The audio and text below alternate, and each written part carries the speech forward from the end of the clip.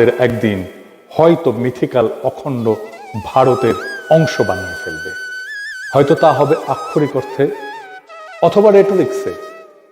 শেখ হাসিনার শাসন আমলে আমরা এই আশঙ্কারই এক ড্রেস রিহার্সেল প্রত্যক্ষ করেছি। বিএনপি প্রধান রাজনৈতিক শক্তিই ছিল খালেদা জিয়ার পরিচ্ছন্ন রাজনৈতিক দৃষ্টি। এই প্রশ্নে তিনি ছিলেন পাহাড়ের মতো অটল, সময়ের ঝড়েও অবিচল।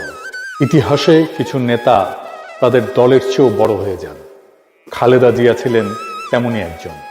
তার দল কখনোই তার নেতৃত্বের যোগ্য ছিল না।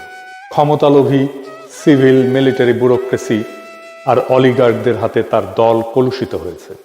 তার সততা আর বলিষ্ঠতাকে ব্যবহার করেছে কেবল নিজেদের স্বার্থ রক্ষায় আর ক্ষমতার আস্বাদ পেতে। উনি রাজনীতি থেকে সরে দাঁড়ানোর সাথে সাথেই তার দল আত্মসমর্পণ করেছে ভারতের অখণ্ড ভারতবাদী প্রভাব